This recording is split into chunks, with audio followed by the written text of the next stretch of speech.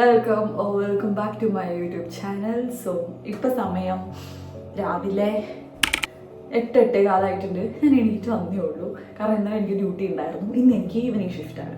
So thumbnail നിങ്ങൾ കണ്ട പോലെ തന്നെ ഇന്നത്തെ വീഡിയോ എന്ന് പറയുന്നത് ഞാൻ ഹോസ്പിറ്റലാണ് വർക്ക് ചെയ്യുന്നത്. ജസ്റ്റ് ഒരു 1 month ലൈക്ക് ഒരു പ്രാക്ടിക്കം ചെയ്യാൻ വേണ്ടിയിട്ട് പോയതാണ്.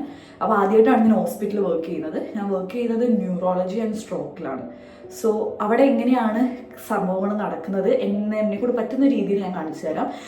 അവിടെ ആൾക്കാരുടെ ഒന്നും വീഡിയോസ് എടുക്കാൻ പാടില്ല because of that and shoots. But അതല്ലാതെ എനിക്ക് തരുന്ന വർക്ക്സ്, അസൈൻ ചെയ്തിരുന്ന വർക്ക്സ് ഒക്കെ എന്തൊക്കെയാണെന്ന് ഞാൻ മാക്സിമം ഇൻക്ലൂഡ് ചെയ്യാൻ നോക്കാം എൻ്റെ പരിമിതികളിൽ നിന്നുകൊണ്ട്. സോ ഇവിടെ വന്ന് നഴ്സിംഗ് ഒക്കെ പഠിക്കാൻ പോകുന്ന സ്റ്റുഡൻസിനൊക്കെ ഭയങ്കര ഒരു ഇൻട്രസ്റ്റ് ആവുമെന്ന് വിചാരിച്ചിട്ടാണ് ഞാൻ അങ്ങനെ ഒരു വീഡിയോ എഫേർട്ട് എടുത്ത് ചെയ്യാമെന്ന് വിചാരിച്ചത്. ഐ ഡോണ്ട് നോ ഇത് എത്രമാത്രം പോകുന്നുള്ളത്. But anyways let's get started. ഞാൻ വർക്ക് ചെയ്യുന്ന ഹോസ്പിറ്റലിലേക്ക് ഒരു ട്രെയിനും ഒരു ബസ്സും കയറി കഴിഞ്ഞാലാണ് എത്തുള്ളൂ. ആൻഡ് അത് ഏകദേശം ഒരു 3/4 മണിക്കൂറിൻ്റെ യാത്രയുണ്ട്. ഇവിടെ ഹോസ്പിറ്റൽസ് എന്ന് പറയുന്നത് കറക്റ്റായിട്ടുള്ള ടൗണിലായിരിക്കില്ല സ്ഥിതി ചെയ്യുന്നത്. ഒരു റൂറൽ ഏരിയയിൽ അല്ലെങ്കിൽ ചെറിയൊരു ടൗണിൻ്റെ ഭാഗമായിട്ടായിരിക്കും ഒരു ഹോസ്പിറ്റൽ ഉണ്ടാവുക. ഇപ്പോൾ സമ്മർ ആയപ്പോഴാണ് ആൾക്കാരൊക്കെ പുറത്തേക്ക് ഇറങ്ങി തുടങ്ങിയത്. അല്ലെങ്കിൽ വിൻ്ററിൻ്റെ സമയത്ത് ആരും തന്നെ പുറത്തുണ്ടാവാറില്ല.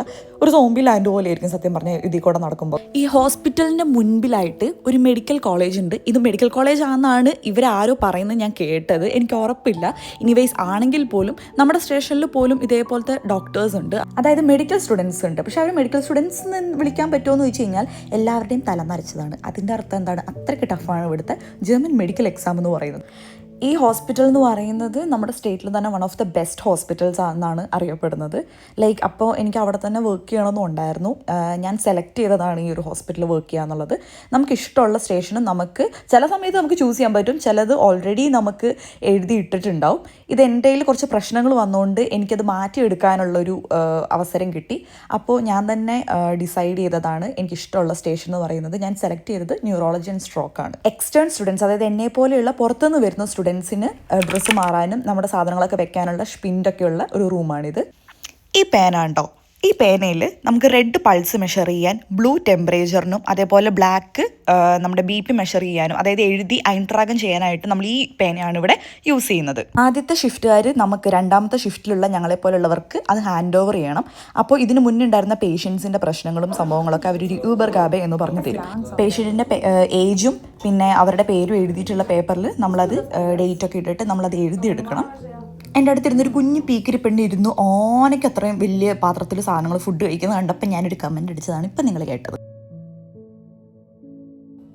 ഇതാണ് ലാഗറോ എന്ന് പറയുന്നത്. ഇവിടെയാണ് നമ്മുടെ മെയിൻ സംഭവങ്ങളൊക്കെ ഇരിക്കുന്നത്. അതായത് പേഷ്യൻസിനെ കുളിപ്പിക്കാനുള്ള സംഭവങ്ങൾ, പിന്നെ വേറെ കുറേ കാര്യങ്ങളൊക്കെ ഈ റൂമിലുണ്ട്. ഞാനത് ഈ വീഡിയോൻ്റെ തന്നെ കുറച്ച് ഭാഗങ്ങളിലായിട്ട് കാണിച്ചു തരാം എന്തൊക്കെയാണ് അവിടെ ഉള്ളതെന്നുള്ളത്. എനിക്ക് നല്ല പെയിൻ ഉണ്ടായിരുന്നു പീരീഡ്സിൻ്റെ. സോ മെഡിസിൻ കഴിക്കാതെ ഇനി വർക്ക് ചെയ്യാൻ പറ്റില്ല എന്നായപ്പോഴാണ് ഞാൻ മെഡിസിൻ എടുത്തത്. ഇത് സ്ട്രോക്ക് യൂണിറ്റ് ആണ്. അവിടെ ഇൻറ്റൻസീവ് ആയിട്ടുള്ള പേഷ്യൻസ് ആണ്. നമുക്ക് അവിടെയും പോയി വർക്ക് ചെയ്യാം, പക്ഷേ ചെയ്യണമെന്നില്ല. അവിടെ ക്വാളിഫൈഡ് ആയിട്ടുള്ള നഴ്സുമാരാണ് അവിടെ വർക്ക് ചെയ്യുന്നത്. ഇവിടെ ഹാൻഡ് ഷൂ, അതായത് ഗ്ലൗസുകൾ വെച്ചിട്ടുണ്ട്. ഏറ്റവും ഇൻട്രസ്റ്റിംഗ് ആയിട്ടുള്ളൊരു പാർട്ട് എന്താണെന്ന് വെച്ചാൽ ഇതാണ്, അതായത് കൊളീഗ്സിന് കഴിക്കാനായിട്ടുള്ള സ്നാക്സ്. ഇത് ഹോസ്പിറ്റലിൽ പ്രൊവൈഡ് ചെയ്യുന്നതല്ല, നമ്മൾ തന്നെ വീട്ടിൽ നിന്ന് കൊണ്ടുവന്ന് നമ്മളിങ്ങനെ കളക്ട് ചെയ്ത് ഓരോരുത്തരായിട്ട് ഇങ്ങനെ കളക്ട് ചെയ്ത് വെക്കുന്നതാണ്. നമുക്ക് കുടിക്കാനുള്ള വെള്ളം, അതേപോലെ ഫ്രിഡ്ജ്, ഇത് പേഷ്യൻസിൻ്റെ ഫ്രിഡ്ജാണ്. അതല്ലാതെ നമുക്ക് വേറെ ഫ്രിഡ്ജുണ്ട്. ഇതാണ് ഞാൻ നേരത്തെ പറഞ്ഞത്. ഇതിൽ പല തരത്തിലുള്ള തുണികളുണ്ട്. അതായത് ഒരു പേഷ്യൻറ്റിനെ കുളിപ്പിക്കാൻ വേണ്ടിയിട്ട് നമ്മൾ യൂസ് ചെയ്യുന്ന വാഷ്ലാപ്പൻ, പേഷ്യൻറ്റിൻ്റെ ഡ്രസ്സാണത്. ഇതാണ് വാഷ്ലാപ്പൻ എന്ന് പറയുന്നത്, നമ്മളവരെ കുളിപ്പിക്കാൻ യൂസ് ചെയ്യുന്നത്. അതേപോലെ തന്നെ ഇതാണ് ഗറി. ഇതിൻ്റെ ശരിക്കുള്ള ഫാഗ് വോർട്ട് എന്താണെന്ന് എനിക്കറിയില്ല. അതായത് പേഷ്യൻസിനെ അങ്ങോട്ടും ഇങ്ങോട്ടൊക്കെ മറിച്ചിട്ട് നമ്മൾ ലാഗറിങ് ചെയ്യാൻ വേണ്ടിയിട്ട് യൂസ് ചെയ്യുന്ന ഒരു ഗറിയാണ് ആ സംഭവം. ബെഡ്ഷീറ്റ്സ്, പില്ലോ കവേഴ്സ്, പിന്നെ ടർക്കി, ഇതൊക്കെ അവിടെ തന്നെയാണ് ഇരിക്കുന്നത്.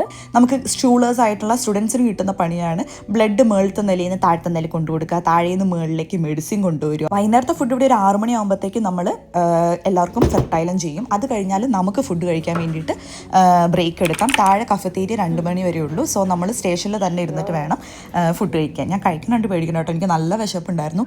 വീഡിയോയിൽ പണിയൊന്നും സത്യം പറഞ്ഞാൽ എനിക്ക് കാണിക്കാൻ പറ്റിയിട്ടില്ല, പക്ഷെ നല്ല പണിയായിരുന്നു. ഏകദേശം ഒരു 10 കട്ടിലെങ്കിലും താഴെ മുകളിലുമായിട്ട് നമ്മൾ മാറ്റിയും ഒക്കെ കൊണ്ടുപോകണമായിരുന്നു. പിന്നെ വയ്യായികയും കൂടെ ഉള്ളത് കൊണ്ട് നമ്മൾ ഇതേപോലെ സ്റ്റെപ്പ് ഇറങ്ങുന്നത് കുറച്ചധികം ബുദ്ധിമുട്ടായിരുന്നു എനിക്ക്. ഈ 2 മരുന്ന് വാങ്ങിക്കാൻ നമ്മൾ 2 നില കയറി ഇറങ്ങും.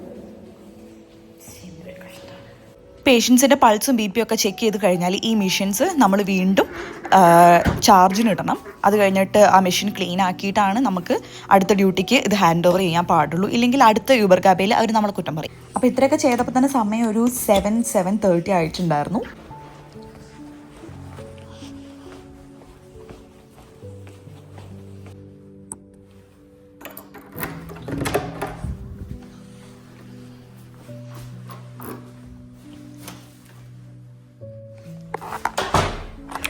നമ്മളെ വിട്ടു.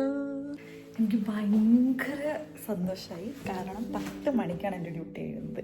ഇപ്പോൾ സമയം 7:45 എന്നോട് പൊക്കോളാൻ പറഞ്ഞു. വേറെ ഒന്നുമല്ല, കാരണം ഇപ്പോൾ വണ്ടി, അതായത് കാറില്ലാത്ത നമ്മളെപ്പോലെയുള്ള സ്റ്റുഡൻസിനെ രാത്രി അധികം അവർ നിർത്താറില്ല. അവർ നേരത്തെ പൊക്കോളാൻ പറയും, പ്രത്യേകിച്ച് ട്രെയിനിന് പോകുന്നതാണെങ്കിൽ. സോ അപ്പോഴും എൻ്റെ മനസ്സിൽ 9 മണിക്ക് വിടും എന്നുള്ള രീതിയിൽ, ആ ഒരു 2 മണിക്കൂർ മുന്നൊന്നും വിടില്ല. എൻ്റെ സ്റ്റേഷനിലുള്ള ഒരു ഭയങ്കര നല്ല മനുഷ്യന്മാരാണ്. സോ അങ്ങനെ എന്നോട് പൊക്കോളാൻ പറഞ്ഞു. ഭയങ്കര സന്തോഷമായി. ആക്ച്വലി നമ്മുടെ പണി കഴിഞ്ഞിട്ടുണ്ടായിരുന്നു, ഇനി ഒന്നും ചെയ്യാനില്ലായിരുന്നു. ഓൾഡ് ഏജ് ഹോമിലാണ് നമ്മളിങ്ങനെ വർക്ക് ചെയ്യുന്നതെങ്കിൽ നടക്കില്ല. നമ്മൾ 8 മണി വരെ ഡ്യൂട്ടി ഉണ്ടെങ്കിൽ 7:55 വരെ നമുക്ക് പണിയായിരിക്കും. പക്ഷേ ഹോസ്പിറ്റലിൽ പ്രത്യേകിച്ച് ന്യൂറോയിൽ നമുക്ക് വലിയ പണിയില്ല. സോ അങ്ങനെ നമ്മുടെ ഡ്യൂട്ടി കഴിഞ്ഞു. സത്യം പറഞ്ഞെങ്കിൽ നല്ല വയ്യായിട്ടുണ്ട്, പീരീഡ്സ് ആയതുകൊണ്ട്. പക്ഷേ ഇപ്പോൾ 7 മണി ആയിട്ടുള്ളൂ. പിന്നെ പകലാണ്. അപ്പോൾ നമുക്ക് കുറച്ചുകൂടെ ഇവർ പകലും കൂടെ ആയതുകൊണ്ടാണ് ഇപ്പം തന്നെ പൊക്കോളാൻ പറഞ്ഞത്. സോ നമുക്ക് പോവാം.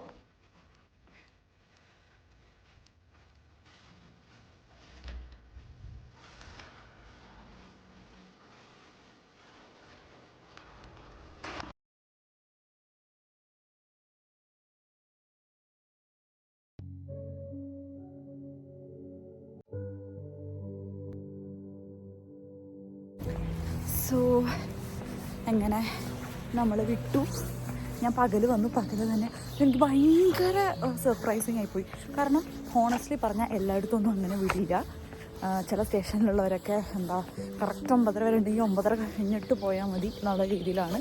പക്ഷേ ഇങ്ങനെ 80 ഉള്ളവരെ വളരെ റെയറായിട്ടേ കിട്ടുള്ളൂ. അപ്പോൾ നമുക്ക് ഇതേപോലെ സന്തോഷിക്കാം. എന്നാണെങ്കിലും ഞാൻ ഇവിടുന്ന് ഇങ്ങനത്തെ കുറച്ച് വള്ളിച്ചെടിയൊക്കെ പറിച്ച് വീട്ടിൽ കൊണ്ടുപോയി ചെയ്യാറുണ്ട് കേട്ടോ. ഇങ്ങനെ വളർത്താറുണ്ട്. ഒരു വള്ളിച്ചെടി നമ്മുടെ അടുക്കളയിൽ ഞാൻ വെച്ചിട്ടുണ്ട്. ഞാൻ കാണിച്ചു തരാം. ഞാൻ ഇടയ്ക്ക് വിട്ടു. അയ്യോ, എൻ്റെ കണ്ണിലെന്തോ പോയി.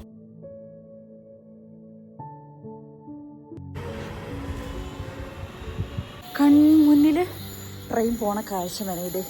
കണ്ടോ എവിടെ? ഇതാ ഗുഡ്.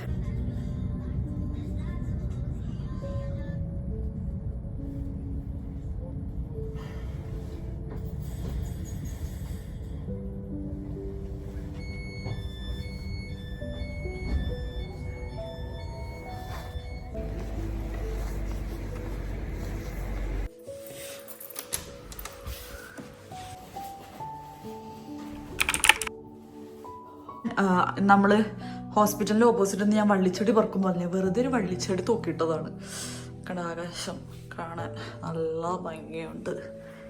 സോ വീട്ടിൽ നിന്ന് മമ്മി വീട്ടിൽ നിന്ന് എനിക്ക് കൊടുത്തയച്ച സാധനങ്ങളും ഒക്കെ ഞാൻ ഇങ്ങനെ ആക്കി വെച്ചിട്ടുണ്ട്.